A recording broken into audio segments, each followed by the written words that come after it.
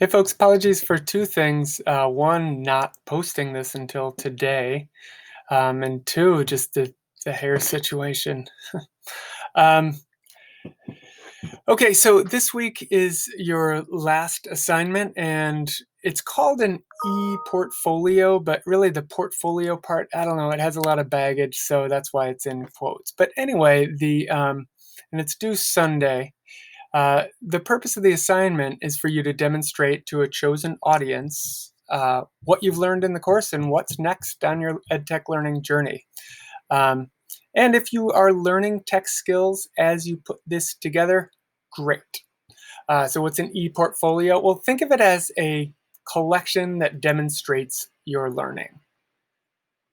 What that is put together in, or whether there is multiple vessels that carry that information, that's up to you. So that collection is form agnostic, meaning it can be in any format or formats. I'll change that right now. As long as it meets the requirements that are outlined below in assignment details. Really, like anything. And a little asterisk down there. There are limitless formats you can use to do this work. Don't be afraid to go back to the week 2 resources that we looked at. Examples just to get you thinking. Screencast with visuals from assignments that you discuss as you talk through the details of the assignment, narrated slideshow, storyboard, book, website with combination of stuff, mind map with linked videos, or Padlet with multimedia links, any combination or any of the infinite tools I didn't mention above. But again, the key is that you express what you've learned and given and follow the details given in the assignment details.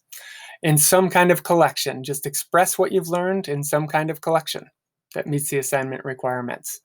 Hopefully by now you've learned that I really do mean that, and I want it to be as helpful to you as possible. So if you're thinking about putting something together or learning a tool for your students in the fall, use that tool, even if it's a little bit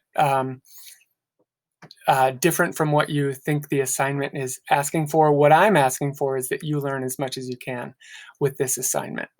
You've done a lot of this writing and thinking that'll be reflected in this collection, but you probably haven't taken the time to synthesize your work throughout the semester, and that's what this is about. So the details, again, express what you've learned about educational technology during this class, how you think it'll benefit your students, and what and how you'll continue to learn about EdTech after the class is over. And to be included in that expression of your learning are 3 categories. First is general information about the portfolio, including who your audience is and what they can expect to see, and what formats you use to express your learning and why you chose those formats. And it could be as simple as, well, this is a tool that I'm really comfortable with and I like the way it represents what I'm thinking, or some other thing. Then there's a section on general learning. Those questions I think are pretty straightforward. Again, these don't have to be written responses. They can be any kind of responses that you want to make. And then finally, some specific reflections on some specific questions related to learning, specifically the main kind of frameworks or big organizing principles that we use in class, including SAMR, UDL, and the ISTE standards for educators. So you'll choose 2 of these 3. And for each of those 2, you'll just describe or express generally what it is and why it matters for teachers, and then the most helpful thing you learned about it. And then finally, and this is totally optional if you want, how the 2 are connected. And that's it. I hope that's helpful. And again, apologies for the delay and hair.